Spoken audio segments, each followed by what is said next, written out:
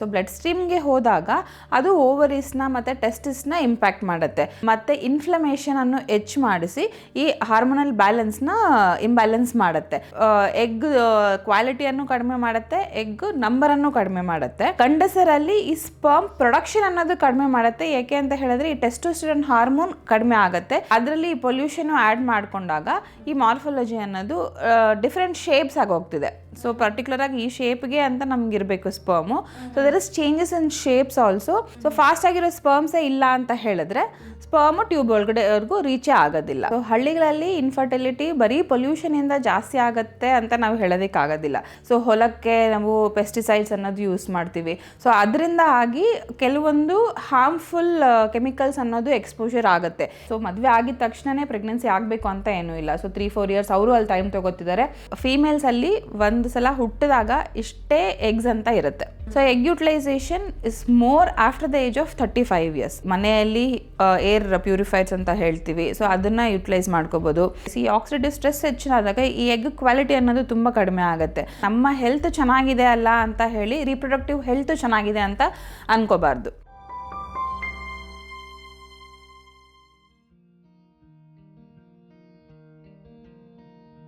ನಮಸ್ತೆ, ನೀವು ನೋಡ್ತಾ ಇದ್ದೀರಾ ವಿಜಯ ಕರ್ನಾಟಕ.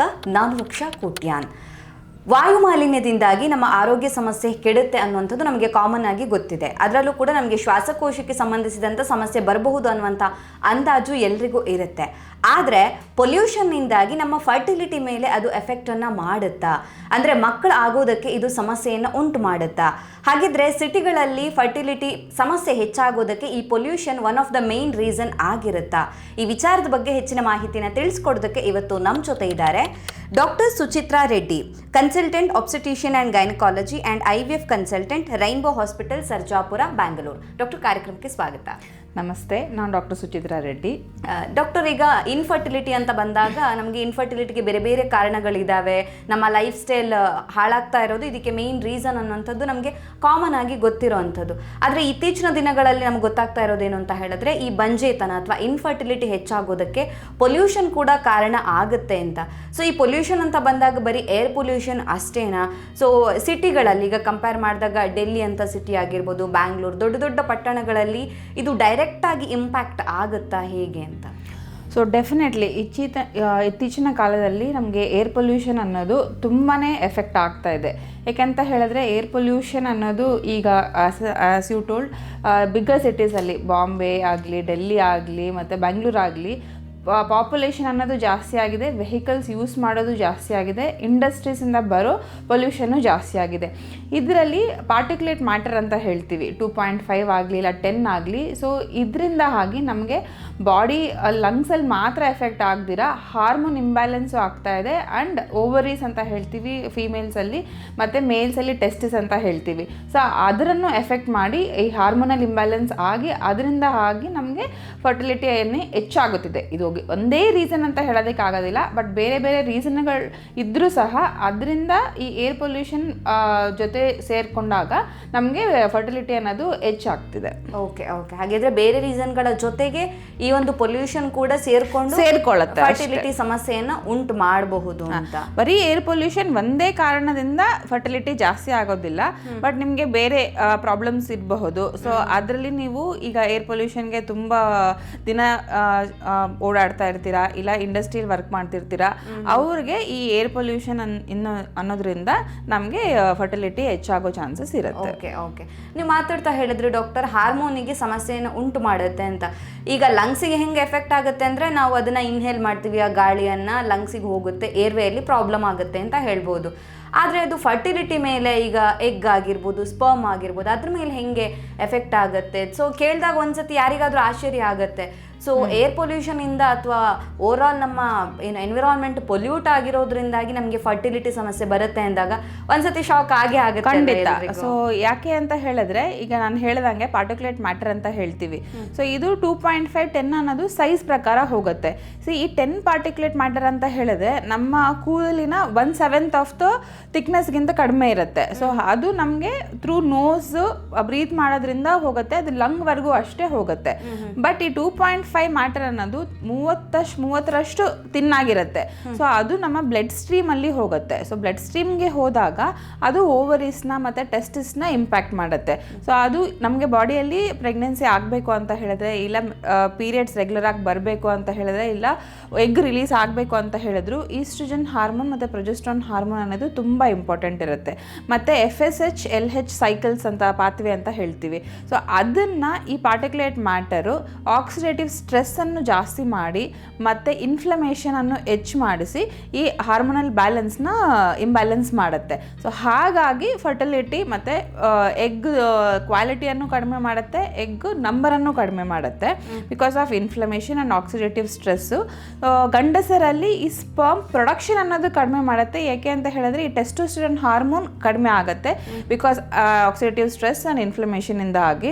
ಸೊ ಟೆಸ್ಟೋಸ್ಟೆರಾನ್ ಕಡಿಮೆ ಆಗೋದ್ರೆ ಸ್ಪರ್ಮ್ ಪ್ರೊಡಕ್ಷನ್ ಕಡಿಮೆ ಆಗುತ್ತೆ. ಸ್ಪರ್ಮ್ ಪ್ರೊಡಕ್ಷನ್ ಜೊತೆಗೆ ಸ್ಪರ್ಮ್ ಮೊಟಿಲಿಟಿ ಅಂತ ಹೇಳ್ತೀವಿ. ಸೊ ಸ್ಪರ್ಮ್ಸಲ್ಲಿ ನಮಗೆ 3 ಬಗೆ ಇರುತ್ತೆ. ಸೊ ಕೌಂಟು, ಮೊಟಿಲಿಟಿ ಫಾಸ್ಟಾಗಿ ಮೂವ್ ಆಗೋ ಸ್ಪರ್ಮ್ಸ್ ಮತ್ತು ಮಾರ್ಫಾಲಜಿ ಅಂತ ಹೇಳ್ತೀವಿ. ಈ 3 ಈ ಪಾರ್ಟಿಕ್ಯುಲೇಟ್ ಮ್ಯಾಟರ್ 2.5 ಅನ್ನೋದು ಕಡಿಮೆ ಮಾಡೋ ಚಾನ್ಸಸ್ ಇರುತ್ತೆ. ಸೊ ಹಾಗಾಗಿ ನಮಗೆ ಈ ಏರ್ ಪೊಲ್ಯೂಷನ್ ಫರ್ಟಿಲಿಟಿಯನ್ನು ಕಾಸ್ ಮಾಡ್ತಾ ಇದೆ. ಓಕೆ ಓಕೆ ಮಾರ್ಫಾಲಜಿ ಅಂತ ಹೇಳಿದ್ರೆ ಏನು? ಮಾರ್ಫಾಲಜಿ ಅಂತ ಹೇಳಿದ್ರೆ ಒಂದು ಸ್ಪರ್ಮ್ಗೆ ಹೆಡ್, ಬಾಡಿ, ನೆಕ್ ಮತ್ತು ಟೈಲ್ ಅಂತ ಇರುತ್ತೆ. ಸೊ ಇದನ್ನು ನಾವು ಈಗ 15 to 17 ಇಯರ್ಸಿಂದ ನಾನು ಇನ್ಫರ್ಟಿಲಿಟಿ ಪ್ರಾಕ್ಟೀಸ್ ಮಾಡ್ತಾ ಇದ್ದೀನಿ. ಇದಕ್ಕೆ ಮುಂಚೆ ನಾವು ಮಾರ್ಫಾಲಜಿ 10% 15% ಆ ಥರ ನೋಡ್ತಿದ್ವಿ. ಈ ಲಾಸ್ಟ್ 10 ಇಯರ್ಸ್ 1 ಡಿಕೇಡಿಂದ 4%ಗಿಂತ ಹೆಚ್ಚಿನ ಮಟ್ಟಿಗೆ ನಾವು ಈ ಮಾರ್ಫಾಲಜಿಯನ್ನು ನೋಡ್ತಾ ಇಲ್ಲ. So this could be because of stress, other factors, and one of the reason could be pollution because it is directly getting affected ಅಂತ. ಇದ್ರ ಜೊತೆಗೆ IT ಪ್ರೊಫೆಷನ್ಸ್ ಇರ್ತಾರೆ. ಸೊ ನಿದ್ದೆ ಸರಿ ಇರೋದಿಲ್ಲ, ಸ್ಟ್ರೆಸ್ ಜಾಸ್ತಿ ಇರುತ್ತೆ. ಅದರಲ್ಲಿ ಪೊಲ್ಯೂಷನ್ನು ಆ್ಯಡ್ ಮಾಡಿಕೊಂಡಾಗ ಈ ಮಾರ್ಫಾಲಜಿ ಅನ್ನೋದು ಡಿಫ್ರೆಂಟ್ ಶೇಪ್ಸ್ ಆಗಿ ಹೋಗ್ತಿದೆ. ಸೊ ಪರ್ಟಿಕ್ಯುಲರ್ ಆಗಿ ಈ ಶೇಪ್ಗೆ ಅಂತ ನಮ್ಗೆ ಇರಬೇಕು sperm. So there is changes in shapes also. ಮತ್ತು DNA ಫ್ರಾಗ್ಮೆಂಟೇಷನ್ ಅಂತ ಹೇಳ್ತೀವಿ. ಸ್ಪರ್ಮಲ್ಲಿ DNA ಇರುತ್ತೆ. ಸೊ ನೋಡೋದಕ್ಕೆ ಆ ಸ್ಪರ್ಮ್ಸ್ ಎಲ್ಲ ಚೆನ್ನಾಗೇ ಇದ್ರೂ ಸಹ ಅದರಲ್ಲಿ DNA ಡ್ಯಾಮೇಜ್ ಅನ್ನೋದು ಆಗ್ತಾ ಇದೆ. ಸೊ ಇದರಿಂದ ಆಗಿ again as I told you fertility ಮತ್ತೆ ಕಡಿಮೆ ಆಗ್ತಿದೆ ಮತ್ತು ಮಿಸ್ಕ್ಯಾರೇಜಸ್ ಅನ್ನೋದು ಹೆಚ್ಚಾಗ್ತಿದೆ because of this sperm DNA affecting ಆಗೋದು. ಓಕೆ ಓಕೆ ಹಾಗಿದ್ರೆ ಸ್ಪರ್ಮ್ ಇದು ಶೇಪ್ ಕೂಡ ಅಷ್ಟೇ ಇಂಪಾರ್ಟೆಂಟ್? ಹೌದೌದು, ತುಂಬ ಇಂಪಾರ್ಟೆಂಟು. ನಮಗೆ ಕೌಂಟ್ ಎಷ್ಟು ಇಂಪಾರ್ಟೆಂಟು, ಫಾಸ್ಟಾಗಿ ಮೂವ್ ಆಗೋ ಸ್ಪರ್ಮ್ಸ್ ಎಷ್ಟು ಇಂಪಾರ್ಟೆಂಟು, ಮಾರ್ಫಾಲಜಿ ಅದಕ್ಕಿಂತ ಹೆಚ್ಚಾಗಿ ಇಂಪಾರ್ಟೆಂಟ್ ಇರುತ್ತೆ. ಯಾಕೆಂತ ಹೇಳಿದ್ರೆ ಪ್ರತಿ ತಿಂಗಳು ನಮಗೆ ಒಂದೇ ಒಂದು ಎಗ್ ರಿಲೀಸ್ ಆಗೋದು. ತುಂಬ multiple sperms, millions of sperms ejaculate ಆದಾಗ ಬರುತ್ತೆ. ಅದರಲ್ಲಿ ಬರೀ ಒಂದೇ ಒಂದು ಚೆನ್ನಾಗಿರೋ ಸ್ಪರ್ಮು ಎಗ್ ಒಳಗಡೆ ಹೋಗಬೇಕು. ಈಗ ರೀಚ್ ಆಗೋ ಸ್ಪರ್ಮು ಹೆಡ್ ಚೆನ್ನಾಗಿಲ್ಲ ಅಂತ ಹೇಳಿದ್ರೆ ಎಂಟರ್ ಆಗೋದಕ್ಕೆ ಆಗೋದಿಲ್ಲ. ಸೊ ಈ ತಿಂಗಳು ಹೋಯ್ತಾ ಪ್ರೆಗ್ನೆನ್ಸಿ ಆಗೋದಿಲ್ಲ. ಮತ್ತು ನೆಕ್ಸ್ಟ್ ತಿಂಗಳು ಇನ್ನೊಂದು ಎಗ್ ರಿಲೀಸ್ ಆಗುತ್ತೆ. ಆವಾಗಲೂ ರೀಚ್ ಆಗೋ ಸ್ಪರ್ಮ್ ಎಂಟರ್ ಆದಮೇಲೆ ನೆಕ್ ಇಲ್ಲ ಬಾಡಿ ಡಿಫೆಕ್ಟ್ ಇದ್ದಿರುತ್ತೆ. ಸೊ ಆವಾಗ ಅದು ಫರ್ಟಿಲೈಸೇಷನ್ ಆಗೋದಿಲ್ಲ, ಇಲ್ಲ ಭ್ರೂಣ ಫಾರ್ಮ್ ಚೆನ್ನಾಗಿ ಆಗಿರೋದಿಲ್ಲ. ಸೊ ಈ ಥರ ಕಾರಣಗಳಿಂದ ಮಾರ್ಫಾಲಜಿ ಅನ್ನೋದು ತುಂಬಾ ಇಂಪಾರ್ಟೆಂಟು. ನಾವು IVF ಅಲ್ಲೂ ಅಷ್ಟೇ ಮಾರ್ಫಾಲಜಿಕಲಿ ನಾರ್ಮಲ್ ಸ್ಪರ್ಮ್ಸ್ನ ಮಾತ್ರ ತೆಗೆದು ಇಕ್ಸಿ ಅನ್ನೋ ಪ್ರೊಸೀಜರ್ನ ಮಾಡ್ತೀವಿ. ಚೆನ್ನಾಗಿ ಇಲ್ದಿರೋ ಸ್ಪರ್ಮ್ಸ್ನ we don't take them for IVF procedure. Okay okay speed ಬಗ್ಗೆ ಹೇಳಿದ್ರಿ. ಈಗ ಸ್ಪರ್ಮ್ ಸ್ಪೀಡ್ ಕೂಡ ತುಂಬಾ ಇಂಪಾರ್ಟೆಂಟ್ ಆಗುತ್ತೆ ಅಂತ. ಸೊ ಈ ಸ್ಪೀಡ್ ಯಾಕೆ ಮುಖ್ಯ ಆಗುತ್ತೆ ಹಾಗಿದ್ರೆ? ಸೊ ಯೂಶ್ವಲಿ ನಾವು ಸೆಕ್ಷುವಲ್ ಕಾಂಟ್ಯಾಕ್ಟ್ ಆದಾಗ ಸೆಮೆನ್ ವೆಜಿನದಲ್ಲಿ ಡೆಪಾಸಿಟ್ ಆಗುತ್ತೆ. ಸೆಮೆನ್ ಮೇಲಕ್ಕೆ ಹೋಗೋದಿಲ್ಲ, ಸ್ಪರ್ಮ್ಸ್ ಮಾತ್ರ ಮೇಲಕ್ಕೆ ಹೋಗುತ್ತೆ. ಸೊ ಫಾಸ್ಟ್ ಆಗಿರೋ ಸ್ಪರ್ಮ್ಸ್ ಮಾತ್ರ ಇದ್ರೇ ಮೇಲೆ ಹೋಗಿ ಯುಟ್ರಸ್ನಲ್ಲಿ ಟ್ರಾನ್ಸ್ಪೋರ್ಟ್ ಆಗಿ ಅಲ್ಲಿಂದ ಟ್ಯೂಬ್ಗೆ ಹೋಗಿ ರೀಚ್ ಆಗಿ ಎಗ್ನ ಮೀಟ್ ಆಗಬೇಕು. ಸೊ ಫಾಸ್ಟ್ ಆಗಿರೋ ಸ್ಪರ್ಮ್ಸೇ ಇಲ್ಲ ಅಂತ ಹೇಳಿದ್ರೆ ಸ್ಪರ್ಮ್ ಟ್ಯೂಬ್ ಒಳಗಡೆವರೆಗೂ ರೀಚೇ ಆಗೋದಿಲ್ಲ. ಹಾಗಾಗಿ fast moving sperms are very important. Okay ಹಾಗಿದ್ರೆ ಮಾರ್ಫಾಲಜಿ ಅದ್ರ ಜೊತೆಗೆ ಸ್ಪೀಡ್ ತುಂಬಾ ಇಂಪಾರ್ಟೆಂಟ್ ಆಗುತ್ತೆ. ಸೊ ಅವೆಲ್ಲವನ್ನು ಸೇರಿಸಿನೇ ನಾವು ಕ್ವಾಲಿಟಿ ಆಫ್ ಸ್ಪರ್ಮ್ ಅಂತ ಹೇಳೋದು, ಡಿಟೆಕ್ಟ್ ಮಾಡೋದು. ಸೊ ಈ quality air pollution also one of the factor to reduce. So ಹಾಗಾಗಿ ಏರ್ ಪೊಲ್ಯೂಷನ್ ಇಂದ ಫರ್ಟಿಲಿಟಿ ಅನ್ನೋದು ಹೆಚ್ಚಿನ ಮಟ್ಟಿಗೆ ಕಂಡು ಬರುತ್ತೆ. ಓಕೆ ಓಕೆ ಡಾಕ್ಟರ್, ಹಾಗಿದ್ರೆ ಈಗ ಪೊಲ್ಯೂಷನ್ ಇಂದಾಗಿ ಇನ್ಫರ್ಟಿಲಿಟಿ ಮೇಲೆ ಎಫೆಕ್ಟ್ ಆಗುತ್ತೆ ಅಂತ ಹೇಳಿದ್ರೆ, ಹಾಗಿದ್ರೆ ಈಗ ಇನ್ಫರ್ಟಿಲಿಟಿ ಸಮಸ್ಯೆ ಅಥವಾ ಬಂಜೆತನ ಅನ್ನುವಂಥದ್ದು ಹಳ್ಳಿಗಳಲ್ಲೂ ಕೂಡ ಈಗ ಇನ್ಕ್ರೀಸ್ ಆಗ್ತಾನೆ ಇದೆಯಲ್ವಾ? ಬರೀ ಸಿಟೀಸಲ್ಲಿ ಮಾತ್ರ ಇಲ್ಲ, ಸಿಟಿಯಲ್ಲಿ ಹೆಚ್ಚಿದೆ ಹಾಗಂತ ಹೇಳಿ ಹಳ್ಳಿಗಳಲ್ಲಿ ಕೇಸ್ ಇಲ್ಲ ಅಂತಲೇ ಹೇಳೋದಕ್ಕೆ ಆಗೋದಿಲ್ಲ. ಹಾಗಿದ್ರೆ ಹಳ್ಳಿಗಳಲ್ಲಿ ಪೊಲ್ಯೂಷನ್ ಕಡಿಮೆ ಇದೆ, ಯಾಕೆ ಅಲ್ಲೂ ಕೂಡ ಇನ್ಫರ್ಟಿಲಿಟಿ ಸಮಸ್ಯೆ ಇದೆ? Definitely very good question. So ಹಳ್ಳಿಗಳಲ್ಲಿ ಇನ್ಫರ್ಟಿಲಿಟಿ ಬರೀ ಪೊಲ್ಯೂಷನಿಂದ ಜಾಸ್ತಿ ಆಗುತ್ತೆ ಅಂತ ನಾವು ಹೇಳೋದಕ್ಕಾಗೋದಿಲ್ಲ. ಸೊ ಅಲ್ಲೂ ಸಹ ಫರ್ಟಿಲೈಸರ್ಸ್ ಅಂತ ಯೂಸ್ ಮಾಡ್ತೀವಿ. ಸೊ ಹೊಲಕ್ಕೆ ನಾವು ಪೆಸ್ಟಿಸೈಡ್ಸ್ ಅನ್ನೋದು ಯೂಸ್ ಮಾಡ್ತೀವಿ. ಸೊ ಅದರಿಂದ ಆಗಿ ಕೆಲವೊಂದು ಹಾರ್ಮ್ಫುಲ್ ಕೆಮಿಕಲ್ಸ್ ಅನ್ನೋದು ಎಕ್ಸ್ಪೋಜರ್ ಆಗುತ್ತೆ. ಈಗ ನೀವು ಹೊಲದಲ್ಲಿ ಹುಳ ಸಾಯೋದಕ್ಕೆ ಇನ್ಸೆಕ್ಟಿಸೈಡ್ಸ್ ಇಲ್ಲ ಪೆಸ್ಟಿಸೈಡ್ಸ್ನ ಯೂಸ್ ಮಾಡಿದಾಗ again you inhale those harmful chemicals, so which is 3 times more danger than the smoke particles. So ಅದರಲ್ಲಿ ಹೆವಿ ಮೆಟಲ್ಸ್ ಅಂತ ಹೇಳ್ತೀವಿ ಮತ್ತು ಪಾಯ್ಸನಸ್ ಅಂತ ಹೇಳ್ತೀವಿ. ಸೊ ಹಾಗಾಗಿ ಅದರಿಂದ ಸಹ ಮೇಲ್ ಫ್ಯಾಕ್ಟರ್ಸ್ಗೆ ನಮಗೆ ಸ್ಪರ್ಮ್ ಪ್ರೊಡಕ್ಷನ್ ಅನ್ನೋದು ಕಡಿಮೆ ಆಗೋ ಚಾನ್ಸಸ್ ಇರುತ್ತೆ. ಮತ್ತು ಇವಾಗ ಎಜುಕೇಷನ್ ಅನ್ನೋದು ಜಾಸ್ತಿ ಆಗಿದೆ. ಹಳ್ಳಿಗಳಲ್ಲೂ ಸಹ ಸಿಟಿಯಲ್ಲೂ ಸಹ ಎಜುಕೇಷನ್ ಜಾಸ್ತಿ ಆಗಿದೆ. ಹಾಗಾಗಿ ಮೊದಲಿನ ಕಾಲದಲ್ಲಿ ಊರುಗಳಲ್ಲಿ ಬೇಗ ಮದುವೆ ಆಗೋಗ್ತಿತ್ತು, ಬೇಗ ಮಕ್ಕಳಾಗೋಗ್ತಿದ್ರು. ಸೊ ಈಗ ಅಲ್ಲಿ ಮದುವೆ ಆಗೋ ಕ್ರಮನೂ ಜಾಸ್ತಿ, ಅಂದರೆ ಏಜ್ ಜಾಸ್ತಿ ಆಗಿದೆ. ಮತ್ತು ಪ್ರೆಗ್ನೆನ್ಸಿ ಪ್ಲ್ಯಾನಿಂಗ್ ಅಂತಲೂ ಆಗೋಗಿದೆ. ಸೊ ಮದುವೆ ಆಗಿದ ತಕ್ಷಣವೇ ಪ್ರೆಗ್ನೆನ್ಸಿ ಆಗಬೇಕು ಅಂತ ಏನೂ ಇಲ್ಲ. ಸೊ 3-4 years ಅವರು ಅಲ್ಲಿ ಟೈಮ್ ತೊಗೋತಿದ್ದಾರೆ. ಹಾಗಾಗಿ ಫರ್ಟಿಲಿಟಿ ಅನ್ನೋದು ಅಲ್ಲೂ ಹೆಚ್ಚಾಗ್ತಿದೆ. ಮತ್ತು ಫುಡ್ ಹ್ಯಾಬಿಟ್ಸು ಮೊದಲಿನ ಕಾಲದಲ್ಲಿ ತುಂಬಾ ಅಂದರೆ ನ್ಯೂಟ್ರಿಷಿಯಸ್ ಫುಡ್ಸ್ ತೊಗೋತಾ ಇದ್ರು. ಈಗ ಹಳ್ಳಿಗಳಲ್ಲೂ ಸಹ ಸಕ್ಕರೆ ಅನ್ನೋದು ಹೆಚ್ಚಿನ ಮಟ್ಟಿಗೆ ಯೂಸ್ ಮಾಡ್ತಿದ್ದಾರೆ, ಕಾರ್ಬೋಹೈಡ್ರೇಟ್ಸ್ ಅನ್ನೋದು ಜಾಸ್ತಿ ಆಗ್ತಿದೆ. ಸೊ ಹಾಗಾಗಿ ಪಾಲಿಸಿಸ್ಟಿಕ್ ಓವರೀಸ್ ಅನ್ನೋದು ಜಾಸ್ತಿ ಆಗ್ತಾ ಇದೆ. ಮತ್ತು ಅದರ್ ರೀಸನ್ಸ್ ಲೈಕ್ ನಾನು ಹೇಳ್ದಂಗೆ ಪೆಸ್ಟಿಸೈಡ್ಸು ಇದೆಲ್ಲನ ನೋಡಿಕೊಂಡು ಹಳ್ಳಿಗಳಲ್ಲೂ ಫರ್ಟಿಲಿಟಿ ಅನ್ನೋದು ಹೆಚ್ಚಾಗ್ತಿದೆ. Not only air pollution which is less even in ಹಳ್ಳಿ ವಿಲೇಜಸ್, ಬಟ್ ಅದರ್ ರೀಸನ್ಸಿಂದ ನಮಗೆ ಫರ್ಟಿಲಿಟಿ ಹೆಚ್ಚಾಗ್ತಿದೆ. ಓಕೆ, ಹಾಗಿದ್ರೆ ಆ ಫರ್ಟಿಲೈಸರ್ನ ಸ್ಪ್ರೇ ಮಾಡಿದಾಗ ಅದನ್ನ ಇನ್ಹೇಲ್ ಮಾಡಿದ್ರು ಕೂಡ ಓಕೆ. ಇದನ್ನ ಬಿಟ್ಟು ಬೇರೆ ಯಾವೆಲ್ಲ ರೀಸನ್ಗಳು ಮುಖ್ಯವಾಗಿ ಕಾರಣ ಆಗಬಹುದು ಡಾಕ್ಟರ್? ಸೊ ಹೇಳ್ದಂಗೆ ಏಜ್ ಇಸ್ ವೆರಿ ಇಂಪಾರ್ಟೆಂಟ್. ಯಾಕಂದರೆ ನಾವು ಫೀಮೇಲ್ಸಲ್ಲಿ ಒಂದು ಸಲ ಹುಟ್ಟಿದಾಗ ಇಷ್ಟೇ ಎಗ್ಸ್ ಅಂತ ಇರುತ್ತೆ, ಹೊಸದಾಗಿ ಉತ್ಪತ್ತಿ ಅನ್ನೋದು ಆಗೋದಿಲ್ಲ. ಸೊ ಹಂಗಿರುವಾಗ ನಾವು ಫಸ್ಟ್ ಟೈಮ್ ಪೀರಿಯಡ್ಸ್ ಅಟೆಂಡ್ ಮಾಡಿದಾಗ ಪ್ರತಿ ತಿಂಗಳು ಆವಾಗಿಂದ ಶುರುವಾಗುತ್ತೆ ಎಗ್ ಯೂಟಿಲೈಸೇಷನ್ ಅನ್ನೋದು. So egg utilisation is more after the age of 35 years. So egg ರಿಡಕ್ಷನು ಆಗುತ್ತೆ ಮತ್ತು ಎಗ್ ಕ್ವಾಲಿಟಿ ಅನ್ನೋದು ಕಡಿಮೆ ಆಗುತ್ತೆ. ನೀವು ಲೇಟಾಗಿ ಮ್ಯಾರೇಜ್ ಆಗಿದ್ದೀರಾ ಇಲ್ಲ ಲೇಟಾಗಿ ಪ್ರೆಗ್ನೆನ್ಸಿ ಪ್ಲ್ಯಾನ್ ಮಾಡ್ತಿದ್ದೀರಾ ಅಂತ ಹೇಳಿದ್ರೆ ಸೊ ಎಗ್ ಕ್ವಾಲಿಟಿ ಮತ್ತು ಎಗ್ ನಂಬರ್ ಅನ್ನೋದು ಕಡಿಮೆ ಆಗೋದ್ರಿಂದ ನಮಗೆ ಫರ್ಟಿಲಿಟಿ ಚಾನ್ಸಸ್ ಆಗಿ ಹೆಚ್ಚಿರುತ್ತೆ. ಆ್ಯಂಡ್ ಆಲ್ಸೋ ಪಾಲಿಸಿಸ್ಟಿಕ್ ಓವರೀಸ್ ಅನ್ನೋದು ಕಂಡು ಬರುತ್ತಿದೆ ಈ ಇತ್ತೀಚಿನ ಕಾಲದಲ್ಲಿ ಯಂಗ್ ವಿಮೆನ್ಸಲ್ಲೇ ಕಂಡು ಬರ್ತಿದೆ.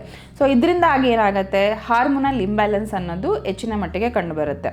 ಇನ್ಸುಲಿನ್ ರೆಸಿಸ್ಟೆನ್ಸ್ ಅಂತ ಹೇಳ್ತೀವಿ. ಸೊ ಇದೆಲ್ಲನೂ ಸೇರಿ ನಮಗೆ ಫರ್ಟಿಲಿಟಿ ಇಶ್ಯೂಸನ್ನು ಮಾಡುತ್ತೆ. ಆ್ಯಂಡ್ ಆಲ್ಸೋ ಮೇಲ್ನಲ್ಲಿ ನೋಡಿಕೊಂಡ್ರೆ because of work pressure, stress and exposure to radiations because of phones ಆಗಲಿ ಇಲ್ಲ ಲ್ಯಾಪ್ಟಾಪ್ಸ್ ಯೂಸ್ ಮಾಡೋದಾಗಲಿ ಇದರಿಂದನೂ ಸಹ ಅವ್ರಿಗೆ ಫರ್ಟಿಲಿಟಿ ಚಾನ್ಸಸ್ ಜಾಸ್ತಿ ಆಗ್ತಾ ಇದೆ. Main reason is age is A very important factor. So ಇದರ್ ಓವರಿನ್ ಏಜಿಂಗ್ ಅಂತ ಹೇಳ್ತೀವಿ. ಸೊ ಬಯಾಲಜಿಕಲ್ ಕ್ಲಾಕ್, ಸೊ ನೀವು ಕರಿಯರ್ನ ಇದು ಮಾಡ್ಕೋಬೇಕು ಅಂತ ಹೇಳಿದಾಗ ನಿಮ್ಮ biological clock will not stop there, it will be keeping on increasing. So ಹಾಗಾಗಿ these are the most important factors which has affected the fertility. Okay. ನಂದು ಅದರ್ ಹ್ಯಾಬಿಟ್ಸ್ ಎಲ್ಲ ತುಂಬಾ ಚೆನ್ನಾಗಿದೆ. ಈಗ ನಾನು ಫುಡ್ ಸರಿಯಾಗಿ ತಗೋತಾ ಇದ್ದೀನಿ, ಟೈಮ್ ಟು ಟೈಮ್ ನಿದ್ದೆ ಮಾಡ್ತಾ ಇದ್ದೀನಿ, ಸ್ಟ್ರೆಚ್ ಮ್ಯಾನೇಜ್ ಮಾಡ್ತಾ ಇದ್ದೀನಿ, ಯೋಗ ಮಾಡ್ತಾ ಇದ್ದೀನಿ. ಬಟ್ ಪೊಲ್ಯೂಷನ್ ಅಂತೂ ಇದ್ದೇ ಇದೆ. ಹಾಗಿದ್ದಾಗ ಇನ್ಫರ್ಟಿಲಿಟಿ ಬರಬಹುದಾ? ಚಾನ್ಸಸ್ ಇದೆಯಾ? ಟು ಸರ್ಟನ್ ಎಕ್ಸ್ಟೆಂಟ್ ಫುಡ್ಡು ಮತ್ತು ಎಕ್ಸಸೈಸಿಂದ ನಾವು ರಿಡಕ್ಷನ್ ಮಾಡ್ಕೋಬಹುದು ಏರ್ ಪೊಲ್ಯೂಷನ್ದು ಎಫೆಕ್ಟ್ಸು. ಬಟ್ ಅದಕ್ಕೆ ಕಂಪ್ಲೀಟಾಗಿ ರಿವರ್ಸ್ ಅಂತೂ ಮಾಡ್ಲಿಕ್ಕೆ ಆಗೋದಿಲ್ಲ. ಸೊ ಏರ್ ಪೊಲ್ಯೂಷನಿಂದ ನಾವು ಬರೋ ಹಾನಿನ ಪ್ರಿವೆಂಟ್ ಮಾಡಬೇಕು ಅಂತ ಹೇಳಿದ್ರೆ you can definitely utilise N95 mask utilise ಮಾಡ್ಕೋಬೋದು. ಇಲ್ಲ ಅಂತ ಹೇಳಿದ್ರೆ ಮನೆಯಲ್ಲಿ ಏರ್ ಪ್ಯೂರಿಫೈರ್ಸ್ ಅಂತ ಹೇಳ್ತೀವಿ. ಸೊ ಅದನ್ನು ಯುಟಿಲೈಸ್ ಮಾಡ್ಕೋಬೋದು. ಸೊ ಹೀಗೆಲ್ಲ ಮಾಡಿ ಇನ್ನೊಂದು ಇಂಪಾರ್ಟೆಂಟ್ ಥಿಂಗ್ ಏನಂತ ಹೇಳಿದ್ರೆ ನಮ್ಮ ಹೆಲ್ತ್ ಚೆನ್ನಾಗಿದೆ ಅಲ್ಲ ಅಂತ ಹೇಳಿ ರಿಪ್ರೊಡಕ್ಟಿವ್ ಹೆಲ್ತ್ ಚೆನ್ನಾಗಿದೆ ಅಂತ ಅನ್ಕೋಬಾರ್ದು. ನೀವು ಈವನ್ 26 years ಇದ್ದೀರಾ ಅಂತ ಹೇಳಿದ್ರು ನಿಮ್ಮ ರಿಪ್ರೊಡಕ್ಟಿವ್ ಹೆಲ್ತಲ್ಲಿ ಎಫೆಕ್ಟ್ ಆಗೋ ಚಾನ್ಸಸ್ ಇರುತ್ತೆ. ಬಟ್ ಕೆಲವೊಂದು ಬ್ಲಡ್ ಟೆಸ್ಟನ್ನು ನಾವು ಮಾಡ್ತೀವಿ. ಸೊ AMH ಆಗಿರಲಿ ಮತ್ತು ಥೈರಾಯ್ಡ್ ಲೆವೆಲ್ಸ್ ಆಗಿರಲಿ ಇಲ್ಲ ಪ್ರೊಲ್ಯಾಕ್ಟಿನ್ ಲೆವೆಲ್ಸ್ ಆಗಿರಲಿ, ಸೊ ಇದನ್ನು ನಾವು ಟೆಸ್ಟ್ ಮಾಡಿದಾಗ ನಮಗೆ ನಿಮ್ಮ ರಿಪ್ರೊಡಕ್ಟಿವ್ ಹೆಲ್ತ್ ಚೆನ್ನಾಗಿದೆಯಾ ಇಲ್ವಂತ ಗೊತ್ತಾಗುತ್ತೆ. So you should always make sure that ನಿಮ್ಮ body health is totally different. General health ಅಂತ ಹೇಳ್ತೀವಿ, reproductive health is totally different. So ಅದನ್ನ ಎರಡನ್ನೂ ಕಂಪೇರ್ ಖಂಡಿತ ಮಾಡ್ಲಿಕ್ಕೆ ಆಗೋದಿಲ್ಲ. I am fit, I am healthy, ನಾನು ಎಕ್ಸಸೈಸ್ ಮಾಡ್ತಾ ಇದ್ದೀನಿ, I am fit to have pregnant ಅಂತ ಖಂಡಿತ ಅನ್ಕೋಬಾರ್ದು. ಸೊ ಈ ಕೆಲವೊಂದು ನಾನು ಹೇಳಿದ ಟೆಸ್ಟ್ಗಳನ್ನು ನಾವು ಮಾಡಿ ಆಮೇಲೆ ಪ್ರೆಗ್ನೆನ್ಸಿಗೆ ಪ್ಲಾನ್ ಮಾಡ್ಕೋಬೇಕು. Okay okay. ಸೊ ಅದಕ್ಕೆ ಮತ್ತೆ ಇದಕ್ಕೆ ಕಂಪೇರ್ ಖಂಡಿತ ಮಾಡಲೇಬಾರದು. ಓಕೆ ಓಕೆ ಡಾಕ್ಟರ್, ಹಾಗಿದ್ರೆ IVF ಮಾಡಿಸ್ಕೋತಾರೆ ಈಗ ಕೆಲವರು. IVF ಮಾಡಿಸಿ ಆದಮೇಲೆ ಆ ಟೈಮಲ್ಲಿ ಈಗ ಪ್ರೆಗ್ನೆಂಟ್ ಆದಾಗ ಅವರು ಏರ್ ಪೊಲ್ಯೂಷನ್ಗೆ ಎಕ್ಸ್ಪೋಸ್ ಆದರು ಅಂತ ಹೇಳಿದಾಗ ಅದು ಎಫೆಕ್ಟ್ ಆಗಬಹುದಾ ಬೇಬಿಗೆ ಅಂತ? ಸೊ 100% ಎಫೆಕ್ಟ್ ಆಗುತ್ತೆ ಅಂತ ನಾವು ಹೇಳಲಿಕ್ಕಾಗೋದಿಲ್ಲ. ಯಾಕೆಂತ ಹೇಳಿದ್ರೆ IVF ಆಗಿರಲಿ ಇಲ್ಲ ನ್ಯಾಚುರಲ್ ಆಗಿ ಕನ್ಸೀವ್ ಆಗಿರಲಿ, ಫಸ್ಟ್ 3 months ಅನ್ನೋದು ತುಂಬಾ ಸೂಕ್ಷ್ಮ. ಯಾಕೆಂತ ಹೇಳಿದ್ರೆ ಈ ಫಸ್ಟ್ 3 monthsಲ್ಲಿ ನಮಗೆ ಎಲ್ಲ ಆರ್ಗನ್ಸ್ ಫಾರ್ಮ್ ಆಗ್ತಿರುತ್ತೆ, DNA ಡೆವಲಪ್ಮೆಂಟ್ ಆಗ್ತಿರುತ್ತೆ. ಸೊ ಈ ಕ್ರಮ ಮಟ್ಟದಲ್ಲಿ ನಾವು ಏರ್ ಪೊಲ್ಯೂಷನ್ಗೆ once in a while exposure ಆಗಿದ್ದೀವಿ ಅಂತ ಹೇಳಿದ್ರೆ ಅದರಿಂದ ಮೇಜರ್ ಇಶ್ಯೂಸ್ ಏನೂ ಆಗೋದಿಲ್ಲ. ಸೊ ಡೈಲಿ ಎಕ್ಸ್ಪೋಷರ್ ಆಗ್ತಾ ಇದ್ದೀವಿ, heavy inhalation of air pollution ಪಾರ್ಟಿಕಲ್ಸ್ನ ಇನ್ಹೇಲ್ ಮಾಡ್ತಿದ್ದೀವಿ ಅಂತ ಹೇಳಿದ್ರೆ ಅದು DNA ಅಬ್ನಾರ್ಮಲಿಟೀಸ್ ಮಾಡೋ ಚಾನ್ಸಸ್ ಇರುತ್ತೆ ಆ್ಯಂಡ್ ಅಬಾರ್ಷನ್ ರಿಸ್ಕ್ಸ್ ಹೆವಿ ಇರುತ್ತೆ. ಇದು ಒಂದೇ ಫ್ಯಾಕ್ಟರ್ ಅಲ್ಲ, ಬಟ್ ಈ ಏರ್ ಪೊಲ್ಯೂಷನ್ ಜೊತೆ ಆ ಫೀಮೇಲ್ಗೆ ಬೇರೆ ಏನಾದರೂ ತೊಂದರೆಗಳಿದ್ದಾಗ, ಸೊ PCOD ಇಂದ ಆಗಿರಬಹುದು, ಇಲ್ಲ ಬೇರೆ ಇದು ಶುಗರ್ ಇರಬಹುದು, ಇಲ್ಲ ಹೈಪರ್ ಟೆನ್ಷನ್ ಇರಬಹುದು. ಸೊ ಹಾಗಾಗಿ ಬೇರೆ ಅದರ್ ರೀಸನ್ಸ್ನ ಜೊತೆಗೆ ಈ ಏರ್ ಪೊಲ್ಯೂಷನ್ ಸೇರಿಕೊಂಡು ನಮ್ಮ ರಿಸ್ಕ್ನ ಇನ್ಕ್ರೀಸ್ ಮಾಡುತ್ತೆ ಹೊರತು ಈ ಏರ್ ಪೊಲ್ಯೂಷನ್ ಒಂದೇ ರೀಸನ್ ಅಂತ ನಾವು ಹೇಳಲಿಕ್ಕಾಗೋದಿಲ್ಲ. Okay okay. ಹಾಗಿದ್ರೆ ಪೊಲ್ಯೂಷನ್ಗೂ ಮಿಸ್ಕ್ಯಾರೇಜ್ಗೂ ಕನೆಕ್ಷನ್ ಇದೆಯಾ? ಸೊ ಅದನ್ನೇ ಹೇಳ್ದಂಗೆ, ಸೊ ಪೊಲ್ಯೂಷನ್ಗೆ ಡೆಫಿನೆಟ್ಲಿ ಇದೆ. ಯಾಕೆಂತ ಹೇಳಿದ್ರೆ ಹೆವಿ ಮೆಟಲ್ಸ್ನ ನಾವು ಇನ್ಹೇಲ್ ಮಾಡಿದಾಗ ಸೊ ಅದು ಈ ಪ್ಲಾಸೆಂಟಲ್ ಬ್ಯಾರಿಯರ್ ಅಂತ ಹೇಳ್ತೀವಿ. ಸೊ ತಾಯಿ ಇನ್ಹೇಲ್ ಮಾಡಿದಾಗ ತಾಯಿಯಿಂದ ಮಗುಗೆ ಹೋಗಿ ಎಫೆಕ್ಟ್ ಆಗೋ ಚಾನ್ಸಸ್ ಖಂಡಿತ ಇರುತ್ತೆ. ಸೊ ಈಗ ಲೆಡ್ ಅಂತ ಹೇಳ್ತೀವಿ, ಮೆರ್ಕ್ಯುರಿ ಅಂತ ಹೇಳ್ತೀವಿ, ನೈಟ್ರೋಜನ್ ಆಕ್ಸೈಡ್ ಅಂತ ಹೇಳ್ತೀವಿ. ಸೊ ಇವೆಲ್ಲಾನು ನಾವು ಇನ್ಹೇಲ್ ಮಾಡಿದಾಗ ಅದು ಖಂಡಿತವಾಗಿಯೂ ಬೇಬಿಗೆ ಎಫೆಕ್ಟ್ ಆಗುತ್ತೆ. ನಾನು ಹೇಳಿದಂಗೆ ಇದು ಒಂದೇ ರೀಸನ್ ಅಲ್ಲ, ಇದ್ರ ಜೊತೆಗೆ ಬೇರೆ ರೀಸನ್ಸ್ ಕಾರಣಗಳು ಇದ್ರೆ ಇದು ಇನ್ನೊಂದು ಸ್ವಲ್ಪ ಎಫೆಕ್ಟ್ ಜಾಸ್ತಿ ಆಗುತ್ತೆ ಅಂತ. ಹಾಗಿದ್ರೆ ಈಗ ಸ್ಪರ್ಮ್ ಮತ್ತೆ ಎಗ್ ಅಂತ ನೋಡಿದಾಗ ಪೊಲ್ಯೂಷನ್ ಇಂದಾಗಿ ಯಾವುದಕ್ಕೆ ಜಾಸ್ತಿ ಎಫೆಕ್ಟ್ ಆಗುತ್ತೆ? ಈಗ ಮಹಿಳೆಯರಲ್ಲಿ ಇನ್ಫರ್ಟಿಲಿಟಿ ಬರುತ್ತಾ ಅಥವಾ ಪುರುಷರಲ್ಲಿ ಈ ಒಂದು ಪೊಲ್ಯೂಷನ್ ಇಂದ ಇನ್ಫರ್ಟಿಲಿಟಿ ಬರುತ್ತಾ? ಯಾರಿಗೆ ಬೇಗ ಎಫೆಕ್ಟ್ ಆಗುತ್ತೆ ಅಂತ? ಸೊ ಇಬ್ಬರಿಗೂ ಎಫೆಕ್ಟ್ ಆಗುತ್ತೆ ಖಂಡಿತ. ಸೊ ಮೇಲ್ಸಲ್ಲಿ ನಾನು ಹೇಳ್ದಂಗೆ ಟೆಸ್ಟೋಸ್ಟಿರಾನ್ ಹಾರ್ಮೋನ್ ಕಡಿಮೆ ಆಗಿ ಅವರಲ್ಲಿ ಸ್ಪರ್ಮ್ ಪ್ರೊಡಕ್ಷನ್ ಅನ್ನೋದು ಕಡಿಮೆ ಆಗುತ್ತೆ, ಮತ್ತು ಸ್ಪರ್ಮ್ DNA ಎಫೆಕ್ಟ್ ಆಗೋ ಚಾನ್ಸಸ್ ಹೆಚ್ಚಿನ ಮಟ್ಟಿಗೆ ಕಂಡುಬರುತ್ತದೆ. ಸೊ ಹಾಗಾಗಿ because of sperm factor effect ಆಗೋದ್ರಿಂದ ಮೇಲ್ಸಲ್ಲಿ ಇನ್ಫರ್ಟಿಲಿಟಿ ಕಂಡುಬರುತ್ತೆ. ಫೀಮೇಲ್ಸಲ್ಲಿ ಈ ಏರ್ ಪೊಲ್ಯೂಷನಿಂದ ಆಗಿ ಆಕ್ಸಿಡೇಟಿವ್ ಸ್ಟ್ರೆಸ್ ಅಂತ ಹೇಳ್ತೀವಿ. ಸೊ ಈ ಆಕ್ಸಿಡೇಟಿವ್ ಸ್ಟ್ರೆಸ್ ಹೆಚ್ಚಾದಾಗ ಈ ಎಗ್ಸ್ ಅನ್ನೋದು ತುಂಬ ಫ್ರೆಜೈಲ್ ಇರುತ್ತೆ. ಸೊ ಈ ಆಕ್ಸಿಡೇಟಿವ್ ಸ್ಟ್ರೆಸ್ ಹೆಚ್ಚಾದಾಗ ಈ ಎಗ್ ಕ್ವಾಲಿಟಿ ಅನ್ನೋದು ತುಂಬ ಕಡಿಮೆ ಆಗುತ್ತೆ. ಸೊ ಇವಾಗ PCOD ಪೇಷಂಟ್ಸ್ ಇರ್ತಾರೆ, ಸೊ ಅವರಲ್ಲಿ ಆಲ್ರೆಡಿ ಆಕ್ಸಿಡೇಟಿವ್ ಸ್ಟ್ರೆಸ್ ತುಂಬಾ ಇರುತ್ತೆ. ಅವರಲ್ಲಿ ಏರ್ ಪೊಲ್ಯೂಷನ್ ಮತ್ತೆ ಇನ್ನೊಂದು ಕಾರಣ ಆಗಿದ್ರೆ ಅವರಲ್ಲಿ ಇನ್ನೂ ಆಕ್ಸಿಡೇಟಿವ್ ಸ್ಟ್ರೆಸ್ ಹೆಚ್ಚಾಗಿ ಈ ಎಗ್ ಕ್ವಾಲಿಟಿ ಅನ್ನೋದು ಕಡಿಮೆ ಆಗೋ ಚಾನ್ಸಸ್ ಇರುತ್ತೆ. ಸೊ ಇವರಿಗೆ ಹೆಚ್ಚಿನ ಮಟ್ಟಿಗೆ ಮಹಿಳೆಯರಿಗೆ ಹೆಚ್ಚಿನ ಮಟ್ಟಿಗೆ ಅಂತ ಹೇಳೋದಕ್ಕಾಗೋದಿಲ್ಲ. ಸೊ ಇಬ್ಬರಲ್ಲೂ ಎಫೆಕ್ಟ್ ಅನ್ನೋದು ಕಂಡು ಬರುತ್ತದೆ. Okay okay. ಎಗ್ಗಿಗೂ ಎಫೆಕ್ಟ್ ಆಗುತ್ತೆ, ಸ್ಪರ್ಮ್ ಕ್ವಾಲಿಟಿಗೂ ಎಫೆಕ್ಟ್ ಆಗುತ್ತೆ ಏರ್ ಪೊಲ್ಯೂಷನ್. ಓಕೆ. ಹಾಗಾದ್ರೆ ಈಗ ನೀವು ಹೇಳಿದಾಗೆ ಆಲ್ರೆಡಿ ಅವರಿಗೆ PCOD ಇತ್ತು ಅಥವಾ ಥೈರಾಯ್ಡ್ ಇಶ್ಯೂ ಇತ್ತು ಅಂದರೆ ನಾವು ಯೂಶಲಿ ಹೇಳುವಂಥದ್ದು ಇನ್ಫರ್ಟಿಲಿಟಿ ಕಾಸ್ ಮಾಡುವಂಥ ಇಂಪಾರ್ಟೆಂಟ್ ಪ್ರಾಬ್ಲಮ್ಸ್ ಏನಿದೆ ಅದು ಆಲ್ರೆಡಿ ಇತ್ತು, ಅದ್ರ ಜೊತೆಗೆ ಅವರು ಪೊಲ್ಯೂಷನ್ಗೆ ಎಕ್ಸ್ಪೋಸ್ ಆದ್ರು ಅಂದರೆ ರಿಸ್ಕ್ ಜಾಸ್ತಿ ಖಂಡಿತವಾಗೂ ರಿಸ್ಕ್ ಜಾಸ್ತಿ ಇರುತ್ತೆ. ನಾನು ಹೇಳಿದಂಗೆ PCOD ಪೇಷಂಟ್ಸ್ ಅಲ್ಲಿ ಆಲ್ರೆಡಿ ಅವ್ರದ್ದು ಹಾರ್ಮೋನಲ್ ಇಂಬ್ಯಾಲೆನ್ಸ್ ಇರುತ್ತೆ. ಸೊ ಈ ಪಾರ್ಟಿಕ್ಯುಲೇಟ್ ಮ್ಯಾಟರ್ಸ್ ಅನ್ನೋದು ಏರ್ ಪೊಲ್ಯೂಷನ್ ಇಂದ ಬಂದಾಗ ಈಸ್ಟ್ರೋಜನ್ ಮತ್ತೆ ಪ್ರೊಜೆಸ್ಟ್ರಾನ್ ಇಂಬ್ಯಾಲೆನ್ಸ್ ಅನ್ನು ಇನ್ನೂ ಹೆಚ್ಚಿನ ಮಟ್ಟಿಗೆ ಮಾಡುತ್ತೆ, ಮತ್ತೆ FSH LH ಪಾತ್ವೇನ ಇಂಬ್ಯಾಲೆನ್ಸ್ ಮಾಡುತ್ತೆ. ಹಾಗಾಗಿ ಓವ್ಯುಲೇಷನ್ ಎಫೆಕ್ಟ್ ಆಗುತ್ತೆ, ಮತ್ತು ಮೆನ್ಸ್ಟ್ರುಯಲ್ ಇರ್ರೆಗ್ಯುಲಾರಿಟೀಸ್ ಅಂತ ಹೇಳ್ತೀವಿ, ಇದನ್ನು ಎಫೆಕ್ಟ್ ಮಾಡುತ್ತೆ. ಮತ್ತು ಇನ್ಸುಲಿನ್ ರೆಸಿಸ್ಟೆನ್ಸ್ ಆಲ್ರೆಡಿ ಅವರಲ್ಲಿದೆ, ಸೊ ಅದನ್ನು ಈ ಪೊಲ್ಯೂಷನ್ ಅನ್ನೋದು ಹೆಚ್ಚಿನ ಮಟ್ಟಿಗೆ ಎಫೆಕ್ಟ್ ಮಾಡುತ್ತೆ. ಹಾಗಾಗಿ it is all double or 3 times the effect ಆಗುತ್ತೆ. ಹಾಗಾಗಿ ಅವರಲ್ಲಿ ಇನ್ನೂ ಹೆಚ್ಚಿನ ಮಟ್ಟಿಗೆ ನಾವು ಏರ್ ಪೊಲ್ಯೂಷನಿಂದ ಆಗಿ ಎಫೆಕ್ಟನ್ನು ನೋಡ್ತೀವಿ. Okay okay. ಹಾಗಿದ್ರೆ ನಮ್ಮದು ಓವರ್ ಆಲ್ ಇಂಡಿಯಾದಲ್ಲಿ ನೋಡೋದಾದರೆ ಇನ್ಫರ್ಟಿಲಿಟಿ ಪ್ರಾಬ್ಲಮ್ ಹೆಚ್ಚಾಗ್ತಾ ಇರೋದಕ್ಕೆ ಪೊಲ್ಯೂಷನ್ ಕೂಡ ಕಾರಣ ಆಗಬಹುದು ಅಂತ. ಸೊ ಅದನ್ನು ನಾವು ಎಕ್ಸಾಕ್ಟಾಗಿ ಇದೇ ರೀಸನ್ ಅಂತ ಹೇಳಲಿಕ್ಕಾಗೋದಿಲ್ಲ, ಬಿಕಾಸ್ ಸ್ಟಿಲ್ ನಮಗೆ ತುಂಬ ಸ್ಟಡೀಸ್ ರಿಸರ್ಚಸ್ ಬೇಕಾಗಬೇಕು. ಸೊ ಇಷ್ಟು ಮಟ್ಟಿಗೆ ಆಗತ್ತೆ ಅಂತ ನಾವು ಹೇಳಲಿಕ್ಕಾಗೋದಿಲ್ಲ. ಡೆಫಿನೆಟ್ಲಿ ಅದರಿಂದ ಎಫೆಕ್ಟ್ ಅಂತೂ ಇದೆ, ಬಟ್ ಇಷ್ಟು ಪರ್ಸೆಂಟೇಜ್ ಈ ಏರ್ ಪೊಲ್ಯೂಷನ್ ಇಂದ ಆಗ್ತಾ ಇದೆ ಅಂತ ಅಂದರೆ ನಮಗಿನ್ನೂ ಸ್ಟಡೀಸ್ ಬೇಕಾಗುತ್ತೆ. Okay okay. ಯಾಕೆ ಅಂದರೆ ಈಗ ಇಂಡಿಯಾದಲ್ಲಿ ನೋಡಿದಾಗ ಜಾಸ್ತಿ ಪೊಲ್ಯೂಷನ್ ಇರುವಂಥ ಒಂದು ಸ್ಟೇಟ್ ಅಂದಾಗ ಡೆಲ್ಲಿ ಅಂತ ಹೇಳ್ತೀವಿ. ಹಾಗಿದ್ರೆ ಡೆಲ್ಲಿಯಲ್ಲಿ ಇನ್ಫರ್ಟಿಲಿಟಿ ಸಮಸ್ಯೆ ಹೆಚ್ಚಾಗಿದೆಯಾ ಅನ್ನೋ ಒಂದು ಪ್ರಶ್ನೆ ಬರುತ್ತೆ. ಸೊ ಅದನ್ನ ನಾವು ಸ್ಟಡೀಸ್ ಮಾಡಬೇಕಾಗತ್ತೆ. ಇನ್ನೂ ಸ್ಟಡೀಸ್ ನಡೀತಾ ಇದೆ. ಸೊ ಇದೇ ರೀಸನ್ ಅಂತ ಹೇಳಿ ನಾವು ಹೇಳಲಿಕ್ಕಾಗೋದಿಲ್ಲ. ಆ್ಯಂಡ್ ಇಷ್ಟೇ ಪರ್ಸೆಂಟೇಜಿಂದ ಆಗಿ ನಮಗೆ ಫರ್ಟಿಲಿಟಿ ಇನ್ಕ್ರೀಸ್ ಆಗ್ತಿದೆ ಅಂತ ಹೇಳಲಿಕ್ಕಾಗೋದಿಲ್ಲ. So probably next 5 to 10 years ಸ್ಟಡೀಸಲ್ಲಿ ನಮಗೆ ಅರ್ಥ ಆಗಬಹುದು. Okay okay. ಹಾಗಿದ್ರೆ IVF ಮಾಡಿಸ್ಕೊಂಡಿರೋರಿಗೆ ಅವರ ಸಕ್ಸಸ್ ರೇಟ್ ಪೊಲ್ಯೂಷನ್ ಮೇಲೂ ಕೂಡ ಡಿಪೆಂಡ್ ಆಗಿರಬಹುದು. So definitely. ಸೊ ನಾನು ಹೇಳಿದಂಗೆ ಪೊಲ್ಯೂಷನ್ ಇಂದ ಆಗಿ ಮಿಸ್ಕ್ಯಾರೇಜಸ್ ಅನ್ನೋದು ಆಗಬಹುದು. ಸೊ ಈ IVF ಮಾಡಿಸ್ಕೊಂಡಿರೋರಲ್ಲಿ ಆಲ್ರೆಡಿ ಅವರಲ್ಲಿ ತುಂಬ ಮೆಡಿಕೇಶನ್ಸ್ ತಗೋತಾ ಇರ್ತಾರೆ, ಸ್ಟ್ರೆಸ್ ತುಂಬಾನೇ ಇರುತ್ತೆ, ಅಂಡ್ ಹಾರ್ಮೋನ್ಸ್ ಅನ್ನೋದು ತುಂಬ ಫ್ರೆಜೈಲ್ ಆಗಿ ಇರುತ್ತೆ ಅವರಲ್ಲಿ. ಸೊ ಹಾಗಾಗಿ ಅವರಲ್ಲಿ ಆಲ್ರೆಡಿ ಜಾಸ್ತಿ ಎಕ್ಸ್ಪೋಷರ್ ಆದಾಗ ಎಫೆಕ್ಟ್ ಅನ್ನೋದು ಹೆಚ್ಚಿನ ಮಟ್ಟಿಗೆ ಕಂಡು ಬರುತ್ತದೆ. ಸೊ ನಾವು ಹೇಳೋದಷ್ಟೇ IVF ಪೇಷಂಟ್ಸು ವೇರ್ ಪೊಲ್ಯೂಷನ್ ಹೆಚ್ಚಿನ ಮಟ್ಟಿಗೆ ಇರೋ ಸಿಟೀಸಲ್ಲಿ ಮಾಸ್ಕ್ ಹಾಕ್ಕೊಳ್ಳಿ ಅಂತ ಹೇಳ್ತೀವಿ, ಮತ್ತು ಏರ್ ಪ್ಯೂರಿಫೈಯರ್ನ ಮನೇಲಿ ಇಟ್ಕೊಳ್ಳಿ ಅಂತ ಹೇಳ್ತೀವಿ. ಸೊ ಇದೆಲ್ಲ ಒಂದು ಮಟ್ಟಿಗೆ ಅವ್ರಿಗೆ ಹೆಲ್ಪ್ ಆಗುತ್ತೆ. ಬಟ್ ಏನೂ ಇಲ್ಲ ಅಂತ ಹೇಳಿದ್ರೆ ಆಸ್ ಐ ಟೋಲ್ಡ್ ಯು, ಬರೀ ಇದರಿಂದನೇ ನಿಮ್ಗೆ ಅಬಾರ್ಷನ್ ಆಗಿದೆ ಅಂತ ಹೇಳಲಿಕ್ಕಾಗೋದಿಲ್ಲ. But definitely it has an impact. ಒಂದು ಕಾರಣ ಇರ್ಬೋದು. ಖಂಡಿತ. ಸೊ ಇಲ್ಲಿ 2 ಫ್ಯಾಕ್ಟರ್ ಇದೆ ಡಾಕ್ಟರ್. ಈಗ ಒಂದು ಪ್ರೆಗ್ನೆನ್ಸಿ ಪ್ರಿಪರೇಷನ್, ಪ್ರೆಗ್ನೆಂಟ್ ಆಗೋದಕ್ಕೆ ಕೂಡ ಪೊಲ್ಯೂಷನ್ ಕಾರಣ ಆಗಬಹುದು. ಪ್ರೆಗ್ನೆಂಟ್ ಆದ್ಮೇಲೂ ಕೂಡ ಆ ಮಗುನ ಉಳಿಸ್ಕೋಬೇಕು, ಹೆಲ್ದಿ ಬೇಬಿ ಇರಬೇಕು, ಹೆಲ್ದಿ ಪ್ರೆಗ್ನೆಂಟ್ ವುಮೆನ್ ಇರಬೇಕು ಅಂದ್ರೂ ಕೂಡ ಅದನ್ನು ಉಳಿಸ್ಕೊಳ್ಳೋದಕ್ಕೂ ಕೂಡ ಕೇರ್ ತುಂಬಾನೇ ಖಂಡಿತ. ಸೊ ನಾನು ಹೇಳಿದಂಗೆ ಫಸ್ಟ್ 3 months ಅಲ್ಲಿ ಅಬಾರ್ಷನ್ ಚಾನ್ಸಸ್ ಅಂತ ಹೇಳ್ತೀವಿ. ಅದಾದ್ಮೇಲೂ ಸಹ ಈ ಪೊಲ್ಯೂಷನ್ ಇಂದ ಆಗಿ ಈ ರಿಡಕ್ಷನ್ ಆಫ್ ಬ್ಲಡ್ ಸಪ್ಲೈ ಅಂತ ಹೇಳ್ತೀವಿ. ಸೊ ಹಾಗಾಗಿ ಪ್ರೀಟರ್ಮ್ ಬರ್ತ್ಸು ಆಗಬಹುದು, ಮತ್ತೆ ಗ್ರೋತ್ ರೆಸ್ಟ್ರಿಕ್ಷನ್ಸ್ ಪ್ರೆಗ್ನೆನ್ಸಿಯಲ್ಲಿ ಆಗೋ ಚಾನ್ಸಸ್ ಇರುತ್ತೆ. ಸೊ ಹಾಗಾಗಿ ಥ್ರೂ ಔಟ್ ದ ಪ್ರೆಗ್ನೆನ್ಸಿ ನೀವು ಕೇರ್ಫುಲ್ ಆಗೇ ಇರಬೇಕಾಗುತ್ತೆ. ಓಕೆ. ಆ ಸ್ಟಾರ್ಟಿಂಗ್ 3 ತಿಂಗಳು ಯಾಕಷ್ಟು ಕೇರ್ಫುಲ್ ಆಗಿರಬೇಕು ಡಾಕ್ಟರ್? ಏನಾಗಿರುತ್ತೆ ಬಾಡಿಲಿ? ಬಾಡಿಯಲ್ಲಿ ತುಂಬಾನೇ ಚೇಂಜಸ್ ಇರುತ್ತೆ. IVF ಅಂತ ಮಾಡಿದಾಗ ಅಂತೂ ನಮಗೆ ಬಾಡಿಯಿಂದ ಹಾರ್ಮೋನ್ಸ್ ಏನೂ ಬರೋದಿಲ್ಲ. ನಾವು ಹೊರಗಡೆಯಿಂದ ಏನು ಹಾರ್ಮೋನ್ಸ್ ಕೊಡ್ತಾ ಇದ್ದೀವೋ ಅದರಿಂದ ಆಗಿನೇ ನಮಗೆ ಪ್ರೆಗ್ನೆನ್ಸಿ ಅನ್ನೋದು ಕಂಟಿನ್ಯೂ ಆಗೋ ಚಾನ್ಸಸ್ ಇರುತ್ತೆ. So and this is the point where all organs in the body are developing. So any exposure, ಇವಾಗ ನಾವು ಮೆಡಿಕೇಶನ್ಸೇ ಆಗಲಿ, ಸೊ ಟೆರಟೋಜೆನಿಕ್ ಅಂತ ಹೇಳ್ತೀವಿ. ಸೊ ಆ ಥರ ಮೆಡಿಕೇಶನ್ಸ್ ಎಕ್ಸ್ಪೋಷರ್ ಆದರೂ ಸಹ ಮಗುವಲ್ಲಿ ಅಂಗವಿಕಲರು ಅಂತ ಹೇಳ್ತೀವಿ, ಆರ್ಗನ್ ಡ್ಯಾಮೇಜಸ್ ಆಗೋ ಚಾನ್ಸಸ್ ಇರುತ್ತೆ, ಬುದ್ಧಿ ಕಡಿಮೆ ಆಗೋದು, ಇವೆಲ್ಲ ಚಾನ್ಸಸ್ ಇರುತ್ತೆ. ಸೊ ಅದೇ same will be to the air pollution also.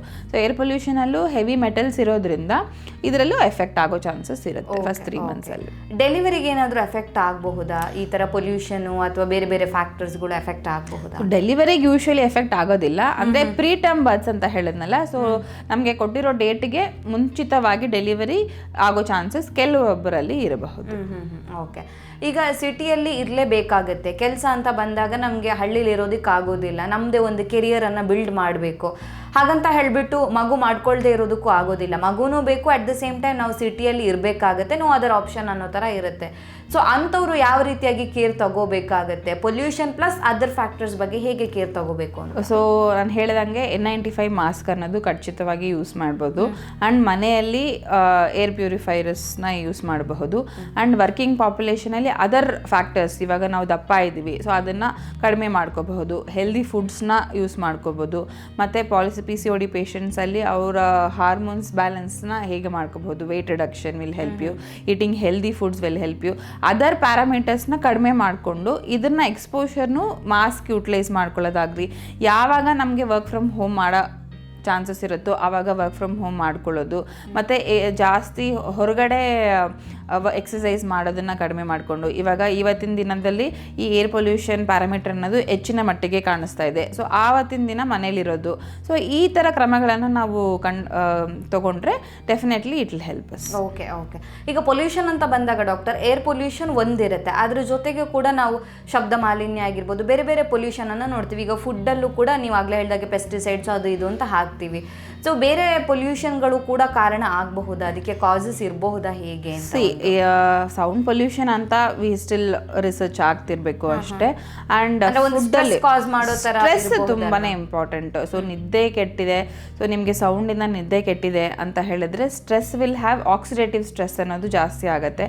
So ಅದರಿಂದನೂ ಸಹ ನಮಗೆ ಹಾರ್ಮೋನ್ಸ್ ಇಂಬ್ಯಾಲೆನ್ಸ್ ಆಗುತ್ತೆ, ಮತ್ತು ಎಗ್ಗಿನ quality, sperm production, sperm quality ಅನ್ನೋದು ತುಂಬಾನೇ ಎಫೆಕ್ಟ್ ಆಗುತ್ತೆ. ಸೊ ಸೌಂಡ್ ಅಂತ ಹೇಳಿದ್ರೆ ಇಂಡೈರೆಕ್ಟ್ ಆಗಿ ಡೆಫಿನೆಟ್ಲಿ ಈ ಥರ ಇಂಪ್ಯಾಕ್ಟ್ ಆಗಬಹುದು.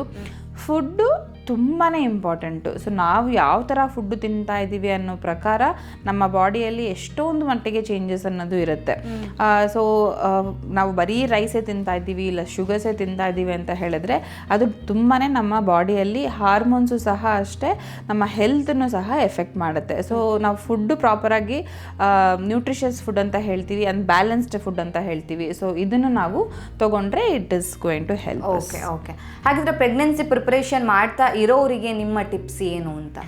ಪ್ರೆಗ್ನೆನ್ಸಿ ಗಂಡಸರೇ ಆಗಲಿ ಹೆಂಗಸರೇ ಆಗಲಿ ಪ್ಲ್ಯಾನ್ ಮಾಡೋದಕ್ಕೆ ಅಟ್ಲೀಸ್ಟ್ ಒಂದು 3 to 4 months ಮುಂಚೆ ನಿಮ್ಮ ಬಾಡಿಯನ್ನು ಡಿಟಾಕ್ಸ್ ಮಾಡ್ಕೋಬೇಕಾಗತ್ತೆ.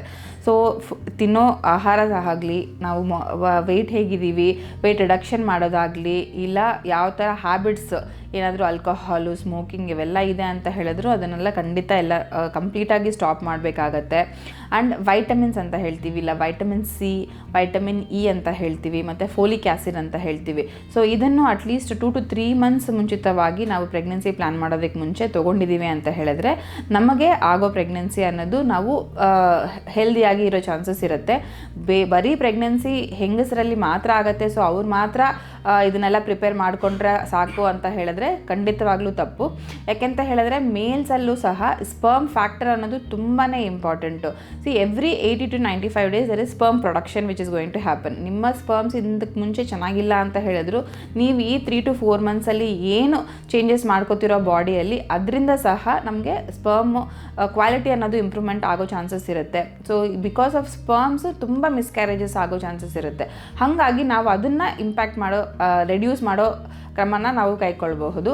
ಆ್ಯಂಡ್ ನಮಗೆ ಹೆಲ್ದಿಯಾಗಿರಬೇಕು ಅಂತ ಹೇಳಿದ್ರೆ it is both male and female who has to take care of it. Okay. Body detox ಅಂತ ಹೇಳಿದ್ರಿ.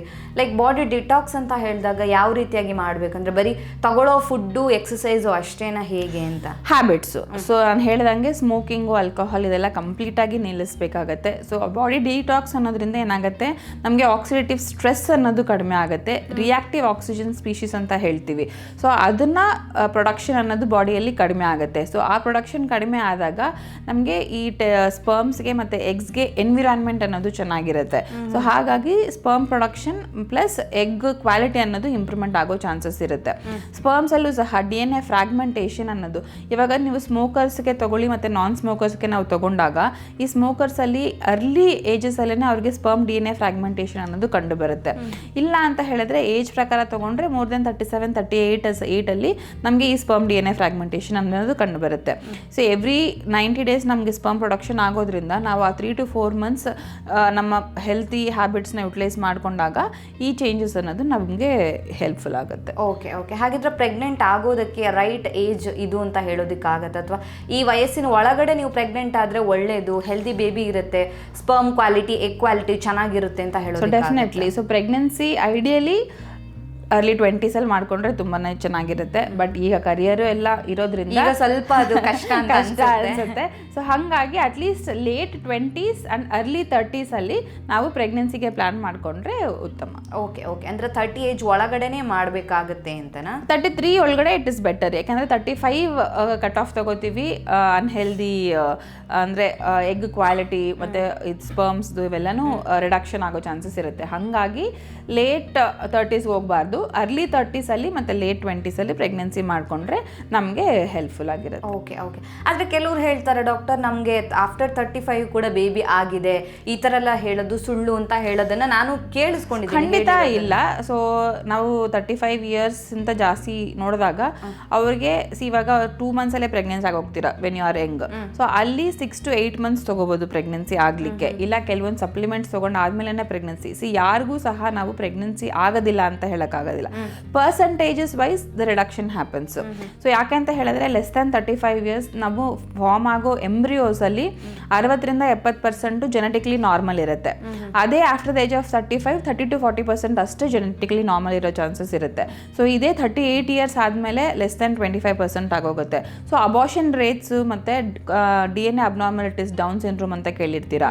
ಸೊ ಅದೆಲ್ಲ ಹೆಚ್ಚಿನ ಮಟ್ಟಿಗೆ after the age of 35 years ಕಂಡು ಬರುತ್ತದೆ. ಸೊ ಪ್ರೆಗ್ನೆನ್ಸಿ ಆಗೋದಿಲ್ಲ ಅಂತಲ್ಲ, 38 ಇಯರ್ಸಲ್ಲೂ ಪ್ರೆಗ್ನೆನ್ಸಿ ಆಗಬಹುದು, 39ಅಲ್ಲೂ ಆಗಬಹುದು. ಬಟ್ ಆ ಕ್ರಮೇಣ ಅನ್ನೋದು ಕಡಿಮೆ ಆಗುತ್ತೆ. ಸೊ ನೀವು 28 ಇಯರ್ಸಲ್ಲಿ 38 ಇಯರ್ಸಲ್ಲಿ ಕಂಪೇರ್ ಮಾಡಿದಾಗ ಈ 28 ಇಯರ್ಸ್ ಇರೋರಿಗೆ 70% ಚಾನ್ಸಸ್ ಇರುತ್ತೆ. ಸೊ ಈ 38 ಇಯರ್ಸ್ ಇರೋರಿಗೆ 15 to 20% ಚಾನ್ಸಸ್ ಇರುತ್ತೆ. ಹಾಗೆ it will decrease definitely.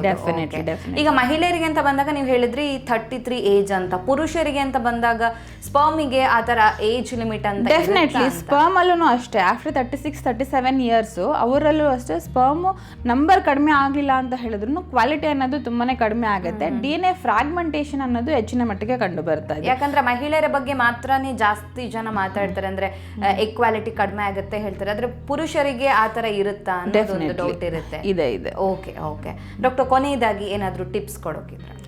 So tips ಅಂತ ಹೇಳಿದ್ರೆ eat healthy and life style ಅನ್ನೋದು ತುಂಬಾ ಇಂಪಾರ್ಟೆಂಟು. ಈಗಿನ ಏರ್ ಪೊಲ್ಯೂಷನ್ ನೋಡ್ಕೊಳ್ತಾ ಇದ್ದರೆ ನಮಗೆ ಹೊರಗಡೆ ಹೋಗೋದಕ್ಕೇ ಭಯ ಆಗ್ತಾ ಇದೆ. So as much as possible ಮಾಸ್ಕನ್ನು ಯೂಟಿಲೈಸ್ ಮಾಡಿಕೊಂಡ್ರೆ ತುಂಬಾ ಉತ್ತಮ.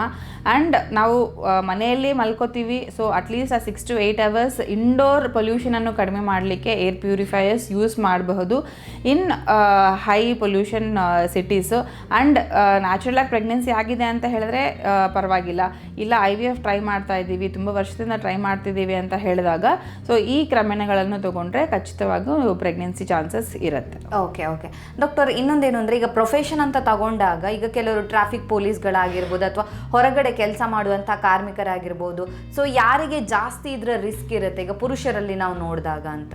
ಡೆಫಿನೆಟ್ಲಿ ಟ್ರಾಫಿಕ್ ಪೊಲೀಸ್ ಅನ್ನೋದು ಈ ವೆಹಿಕಲ್ ಪೊಲ್ಯೂಷನಲ್ಲಿ ತುಂಬಾ ಅವ್ರಿಗೆ ಎಫೆಕ್ಟ್ ಆಗುತ್ತೆ. ಈ ವೆಹಿಕಲ್ ಪೊಲ್ಯೂಷನ್ ಅನ್ನೋದು ತುಂಬ ಮೈನ್ಯೂಟ್ ಪಾರ್ಟಿಕಲ್ಸ್. ಸೊ ಇದರಲ್ಲಿ 2.5 ಪಾರ್ಟಿಕ್ಯುಲೇಟ್ ಮ್ಯಾಟರ್ ಅಂತ ಹೇಳ್ತೀವಿ.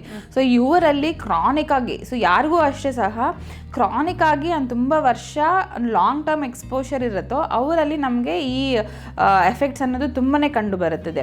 ಸೊ ಒಂದಿನ ಯಾವಾಗಲೂ ಹೊರಗಡೆ ಹೋಗ್ಬಿಟ್ಟು ಬಂದ್ಬಿಟ್ಟು ನನಗೆ ಏರ್ ಪೊಲ್ಯೂಷನಿಂದ ಎಫೆಕ್ಟ್ ಆಗುತ್ತೆ ಅಂತ ಹೇಳಲಿಕ್ಕಾಗೋದಿಲ್ಲ. Long term chronic exposure definitely has an impact. ಇದೇ ಸೇಮ್ ನೀವು ಬೇರೆ ಇಂಡಸ್ಟ್ರಿಯಲ್ ವರ್ಕರ್ಸಲ್ಲಿ ಸ್ವಲ್ಪ ಕಡಿಮೆನೇ ಇರಬಹುದು, ಅಂದರೆ ಗಾರ ಕೆಲಸ ಮಾಡ್ತಿರ್ತಾರಲ್ಲ ಅವರಲ್ಲಿ, ಯಾಕಂದರೆ ಈ ಡಸ್ಟ್ ಪಾರ್ಟಿಕಲ್ಸ್ ಅನ್ನೋದು ಒಂದು ಸ್ವಲ್ಪ ದೊಡ್ಡದೇ ಇರುತ್ತೆ, ಅವರಲ್ಲಿ ನಮಗೆ ಈ ಅಲರ್ಜಿ ಥರ ಬರೋದು ಮತ್ತು ಲಂಗ್ ಪ್ರಾಬ್ಲಮ್ಸ್ ಹೆಚ್ಚಿನ ಮಟ್ಟಿಗೆ ಬರಬಹುದು. ಬಟ್ ಈ ಫರ್ಟಿಲಿಟಿ ಇಶ್ಯೂಸ್ ಅನ್ನೋದು most because of the vehicle pollution, ಯಾಕಂದರೆ ಅದು ಮೈನ್ಯೂಟ್ ಪಾರ್ಟಿಕಲ್ಸ್ ಇರೋದ್ರಿಂದ ಇದು it can effect the hormonal imbalance ಮತ್ತು ಬ್ಲಡ್ ಸ್ಟ್ರೀಮ್ಗೆ ಹೋಗುತ್ತೆ. ಬಟ್ ಅದೇ ಈ ಗಾರ್ಮೆಂಟ್ಸು ಮತ್ತು ಈ ಮನೆ ಕೆಲಸ ಮಾಡೋರಿಂದ ಡಸ್ಟ್, ಅದರಿಂದ ಕನ್ಸ್ಟ್ರಕ್ಷನ್ ಡಸ್ಟಿಂದ ಮೇಜರ್ ಆಗಿ ನಮಗೆ ಫರ್ಟಿಲಿಟಿ ಏನು ಎಫೆಕ್ಟ್ ಆಗೋದಿಲ್ಲ, ಬಟ್ ಅದರ್ ಪ್ಯಾರಾಮೀಟರ್ಸ್, ಲಂಗ್ ಪ್ಯಾರಾಮೀಟರ್ಸ್ನ ಎಫೆಕ್ಟ್ ಮಾಡುತ್ತೆ. ಮೆನ್ಸ್ಟ್ರುವಲ್ ಹೆಲ್ತ್ಗೆ ಏನಾದರೂ ಎಫೆಕ್ಟ್ ಆಗುತ್ತೆ? ಈಗ ಪೀರಿಯಡ್ಸ್ ಕರೆಕ್ಟಾಗಿ ಆಗ್ತಿಲ್ಲ, ಇರೆಗ್ಯುಲರ್ ಆಗಿ ಆಗ್ತಾ ಇದೆ ಅಂದಾಗ ಅದಕ್ಕೂ ಪೊಲ್ಯೂಷನ್ಗೆ ಖಂಡಿತ ನಾನು ಹೇಳಿದಂಗೆ it impacts the hormones. So ಈಸ್ಟ್ರೋಜನ್ನು ಮತ್ತು ಪ್ರೊಜೆಸ್ಟ್ರಾನ್ನ ಇಂಪ್ಯಾಕ್ಟ್ ಮಾಡಿದಾಗ ಈ FSH LH ಹಾರ್ಮೋನ್ ಸಿಗ್ನಲ್ಸ್ನ ಇಂಪ್ಯಾಕ್ಟ್ ಮಾಡುತ್ತೆ. ಸೊ ಇದು ನಮಗೆ ಒಂದು ಎಗ್ ಡೆವಲಪ್ಮೆಂಟ್ಗೆ ಇಂಪಾರ್ಟೆಂಟ್ ಆಗಿ ಬೇಕಾಗುತ್ತೆ. So oestrogen is required for egg development. So ಅದಾದಮೇಲೆ LH ಲೆವೆಲ್ಸ್ ಅನ್ನೋದು ಬಾಡಿಯಲ್ಲಿ ಜಾಸ್ತಿ ಆದ್ರೇ ಸಹ ನಮಗೆ ಓವ್ಯುಲೇಷನ್ ಅನ್ನೋದು ಮಾಡುತ್ತೆ. ಸೊ ಈ ಪಾರ್ಟಿಕ್ಯುಲೇಟ್ ಮ್ಯಾಟರ್ ಏನಾಗುತ್ತೆ, ಇನ್ಫ್ಲಮೇಷನ್ನ ಜಾಸ್ತಿ ಮಾಡಿ ಈ ಸಿಗ್ನಲ್ಸ್ನ ಇಂಪ್ಯಾಕ್ಟ್ ಮಾಡುತ್ತೆ. ಸೊ ಈ ಸಿಗ್ನಲ್ಸ್ನ ನಾವು ಇಂಪ್ಯಾಕ್ಟ್ ಆಗಿದಾಗ ಈ ಓವ್ಯುಲೇಷನ್ ಅನ್ನೋದು ಡಿಲೇ ಆಗ್ಬೋದು. Because of that there is delayed periods ಆಗಬಹುದು, ಇರ್ರೆಗ್ಯುಲರ್ ಸೈಕಲ್ಸ್ ಆಗ್ಬೋದು ನಾವು ಕಂಡು ಬರುತ್ತೆ. Okay thank you so much doctor. ನಮ್ಮ ಇವತ್ತಿನ ಕಾರ್ಯಕ್ರಮದಲ್ಲಿ ಯಾವ ರೀತಿಯಾಗಿ ಪೊಲ್ಯೂಷನ್ ಇನ್ಫರ್ಟಿಲಿಟಿ ಮೇಲೆ ಎಫೆಕ್ಟ್ ಆಗುತ್ತೆ ಅನ್ನೋದನ್ನು ತಿಳಿಸ್ಕೊಟ್ಟಿದ್ದಾರೆ. ಯಾಕೆಂತ ಹೇಳಿದ್ರೆ ಯೂಶ್ವಲಿ ನಾವು ಬಂಜೇತನ ಅಥವಾ ಅವರಿಗೆ ಪ್ರೆಗ್ನೆಂಟ್ ಆಗೋದಕ್ಕೆ ಸಮಸ್ಯೆ ಆಗ್ತಾ ಇದೆ ಅಂದಾಗ ನಾವು ಥಿಂಕ್ ಮಾಡೋದೇನು ಸ್ಟ್ರೆಸ್ ಲೆವೆಲ್, ಅಂದರೆ ಹೌದು ಅದು ಕೂಡ ಇಂಪಾರ್ಟೆಂಟ್ ಕಾಸ್ ಆಗಿರುತ್ತೆ, ಆದರೆ ಅದ್ರ ಜೊತೆಗೆ ಪೊಲ್ಯೂಷನನ್ನು ನಾವು ಅದನ್ನು ಕನ್ಸಿಡರೇ ಮಾಡಿರ್ಲಿಕ್ಕಿಲ್ವೇನೋ. ಸೊ ಈ ಒಂದು ಕಾರ್ಯಕ್ರಮದ ಮುಖಾಂತರ ಪೊಲ್ಯೂಷನ್ ಕೂಡ ಹೇಗೆ ಎಫೆಕ್ಟ್ ಆಗುತ್ತೆ, ಸೊ ನಾವು ಸಿಟಿಯಲ್ಲಿ ಬದುಕ್ತಾ ಇರಬೇಕಾದ್ರೆ ಯಾವೆಲ್ಲ ವಿಚಾರಗಳನ್ನು ಗಮನಿಸಬೇಕು, ಮಾಸ್ಕ್ ಹಾಕೋದು ಅಥವಾ ಏರ್ ಪ್ಯೂರಿಫೈಯರ್ ಯಾಕೆ ಅಷ್ಟೆಲ್ಲ ಇಂಪಾರ್ಟೆಂಟ್, ಸೊ ನಮ್ಮ ಹೆಲ್ತನ್ನು ಕಾಪಾಡ್ಕೊಳ್ಳೋದು, ಸೊ ಫರ್ಟಿಲಿಟಿಯ ಮೇಲೆ ಯಾವುದೆಲ್ಲ ಎಫೆಕ್ಟ್ ಆಗುತ್ತೆ ಅನ್ನೋದ್ರ ಬಗ್ಗೆ ಹೆಚ್ಚಿನ ಮಾಹಿತಿಯನ್ನು ನಮ್ಮ ಆಡಿಯನ್ಸ್ಗೆ ತಿಳಿಸ್ಕೊಟ್ಟಿದ್ದೀರಾ. Thank you so much. Thank you so much. ನಮ್ಮ ಇವತ್ತಿನ ಕಾರ್ಯಕ್ರಮದಲ್ಲಿ ಯಾವ ರೀತಿಯಾಗಿ ಏರ್ ಪೊಲ್ಯೂಷನ್ ಫರ್ಟಿಲಿಟಿ ಮೇಲೆ ಎಫೆಕ್ಟ್ ಆಗುತ್ತೆ ಅನ್ನೋದ್ರ ಬಗ್ಗೆ ಡಾಕ್ಟರ್ ನಮಗೆ ಹೆಚ್ಚಿನ ಮಾಹಿತಿಯನ್ನು ತಿಳಿಸ್ಕೊಟ್ಟಿದ್ದಾರೆ. ಆರೋಗ್ಯಕ್ಕೆ ಸಂಬಂಧಿಸಿದಂಥ ಹೆಚ್ಚಿನ ವಿಡಿಯೋಗಳನ್ನು ನಮ್ಮ ವಿಜಯ ಕರ್ನಾಟಕ ಹೆಲ್ತ್ ಪೇಜ್ನಲ್ಲಿ ನೀವು ನೋಡಬಹುದು.